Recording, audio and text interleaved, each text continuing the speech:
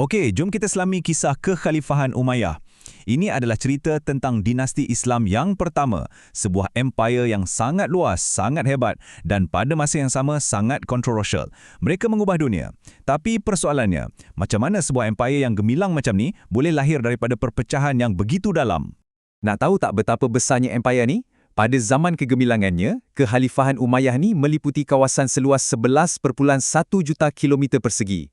Bayangkan, ia terbentang dari Spanyol di Eropah sampailah ke sempadan India di Asia.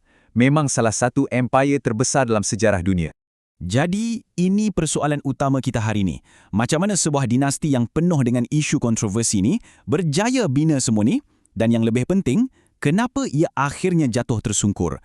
Inilah kisah yang penuh dengan cita-cita, penaklukan hebat dan juga perpecahan yang akan kita rungkai bersama. Jom kita mulakan. Okey, untuk betul-betul faham pasal Umayyah ni, kita kena tengok dua-dua belah cerita. Sebab di satu sisi pencapaian diorang memang luar biasa. Tapi di sisi lain, warisan empire ni dicemari oleh konflik dalaman yang parah yang bermula sejak hari pertama lagi. Diorang ni bukan setakat jago di medan perang tau. Bani Umayyah sebenarnya memperkenalkan sistem pentadbiran yang sangat cekap. Siap ada sistem pos dan cukai yang teratur. Diorang juga satukan mata wang, bina bangunan-bangunan dengan seni bina yang mengagumkan dan jadi satu kuasa maritim yang kuat di laut. Malah dalam banyak keadaan, mereka juga agak toleran dengan orang Kristian dan Yahudi yang hidup di bawah pemerintahan mereka. Tapi, empire yang hebat ni tak lahir dalam keadaan yang aman dan damai. Sebaliknya, ia muncul dari api konflik, dari sebuah perang saudara yang dikenali sebagai fitnah pertama. Satu peristiwa yang memecah belahkan umat Islam dan mengubah haluan sejarah untuk selama-lamanya. Nah, dekat sinilah kita nampak perubahan yang paling besar dan paling fundamental. Sebelum Bani Umayyah, para khalifah yang kita kenali sebagai Khulafaur Rashidin dipilih melalui perbincangan atau syura di kalangan pemimpin masyarakat. Tapi Bani Umayyah datang dan ubah semua itu. Mereka perkenalkan sistem pewarisan takhta dari bapa ke anak.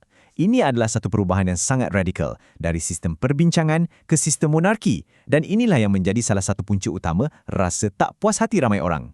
Tengoklah garis masa ni memang huru-hara betul zaman tu. Semuanya bermula dengan pembunuhan Khalifah Uthman yang kemudiannya diikuti pula dengan pembunuhan Khalifah Ali. Ini membawa kepada perpecahan yang sangat mendalam. Akhirnya Muawiyah pertama mengambil alih kuasa dan memulakan dinasti Umayyah. Tapi konflik tak berhenti kat situ. Tragedi pembunuhan cucu Nabi Muhammad, Sayyidina Husain, di Karbala telah mencetuskan fitnah kedua. Satu lagi perang saudara yang berdarah. Peristiwa Karbala ni, ia bukan sekadar satu pertempuran biasa. Ia menjadi satu titik pemisah yang paling tragis dan paling mendalam dalam sejarah Islam yang mewujudkan jurang antara Sunni dan Syiah yang kesannya masih kita rasa sampai ke hari ini. Jadi, poin utamanya ialah empire ini sebenarnya dibina di atas luka yang sangat dalam. Tapi kan, walaupun permulaannya penuh dengan konflik dan pertumpahan darah, Bani Umayyah akhirnya berjaya masuk ke satu fasa kestabilan dan kemakmuran. Inilah era yang dikenali sebagai zaman keemasan mereka, di mana empire ini berkembang ke tahap yang paling maksimum. Dan ada dua pemerintah utama yang dianggap sebagai arkitek di sebalik zaman keemasan ni, iaitu Khalifah Abdul Malik dan anak dia, Al-Walid pertama. Merekalah yang berjaya kukuhkan kuasa, stabilkan empire dan seterusnya melancarkan kempen-kempen ketenteraan yang paling berjaya dalam sejarah Islam. Jom kita tengok sejauh mana empire diorang ni meluas. Tentera Umayyah berjaya menawan seluruh Afrika Utara, kemudian menyeberang selat ke Spanyol yang mereka namakan Al-Andalus dan pada masa sama mara jauh ke timur merentasi Asia Tengah, sampailah ke kawasan yang hari ini kita kenali sebagai Pakistan. Skala penaklukan diorang ni memang sungguh luar biasa. Kejayaan diorang ni bukan cuma di medan perang, mereka juga tinggalkan monumen-monumen hebat.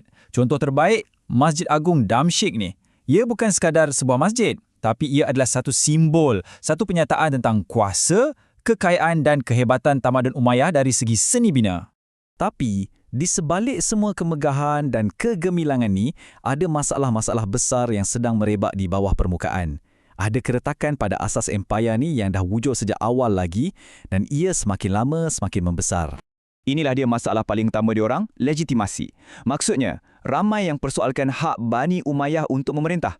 Kenapa? Sebab mereka tak dipilih melalui syura macam Khulafaur Rashidin dan mereka juga bukan dari keluarga terdekat Nabi. Jadi, kuasa mereka banyak bergantung pada kekuatan tentera dan kesetiaan puak-puak Arab, bukannya atas persetujuan agama atau politik yang menyeluruh. Dan masalah legitimiti ni jadi lagi teruk dengan cara diorang layan golongan Mawali. Mawali ni adalah orang-orang bukan Arab macam orang Parsi, Berber dan bangsa lain yang dah peluk Islam. Sepatutnya, dalam Islam, semua orang dilayan sama rata. Tapi di bawah pemerintahan Umayyah ni, Mawali ni sering dianggap sebagai warga negara kelas kedua. Mereka didiskriminasi dan masih dipaksa bayar cukai jizyah, cukai yang sepatutnya untuk orang bukan Islam sahaja. Benda inilah yang buat ramai orang betul-betul tak puas hati. Tapi ada tahu, satu percubaan nak betulkan semua ni. Seorang khalifah yang sangat warak, Umar bin Abdul Aziz atau Umar kedua, cuba buat reformasi besar-besaran. Dia cuba wujudkan keadilan untuk Mawali dan kembalikan semula prinsip-prinsip Islam yang sebenar.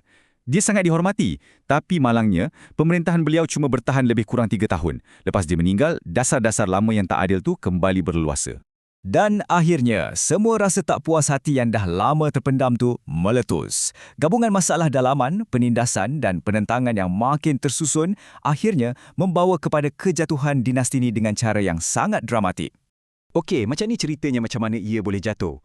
Golongan Mawali yang rasa tertindas dan golongan Syiah yang dah lama menentang Umayyah akhirnya jumpa pemimpin baru, iaitu Bani Abbasiyah. Dengan menggunakan isu ketidakadilan dan legitimasi, Bani Abbasiyah ni mulakan satu revolusi besar-besaran dari wilayah timur Khorasan. Pemberontakan ni merebak macam api dan akhirnya berjaya menumbangkan rejim Umayyah. Pengakhirannya sangat kejam. Dalam satu pertempuran yang menentukan, tentera Umayyah kalah teruk. Khalifah terakhir diorang, Marwan II, cuba melarikan diri tapi akhirnya berjaya diburu dan dibunuh. Hampir kesemua ahli keluarga di Raja Umayyah dihapuskan dalam satu pembunuhan beramai-ramai. Itulah penamat pemerintahan mereka di timur. Tapi, cerita ni tak habis kat situ. Ada satu plot twist yang memang tak dijangka. Seorang putera muda Umayyah, nama dia Abdul Ar-Rahman, satu-satunya yang berjaya larikan diri daripada pembunuhan tu. Dia mulakan satu perjalanan yang epik, merentasi ribuan batu, menyeberangi Afrika Utara sambil mengelak daripada ditangkap. Dan akhirnya, dia tiba di Spanyol. Dan di Spanyol inilah, Abdul Ar-Rahman berjaya bina semula dinasti Umayyah. Ini mewujudkan dua legasi Umayyah yang sangat-sangat berbeza. Di timur, legasi mereka lebih diingati sebagai legasi perang saudara dan kejatuhan. Tapi di barat, di Al-Andalus, mereka melahirkan satu lagi zaman keemasan. Zaman keemasan kebudayaan, ilmu pengetahuan dan seni bina yang berpusat di Bandar Cordoba. Satu penamat yang langsung tak dijangka. Jadi, semua ini tinggalkan kita dengan satu soalan besar kan? Bila kita pandang balik sejarah Bani Umayyah, apa sebenarnya yang patut kita ingati? Adakah bangunan-bangunan megah dan empayar yang luas ataupun parut perpecahan yang mereka tinggalkan dalam dunia Islam? Mungkin legasi sebenar mereka terletak pada kedua-duanya sekali.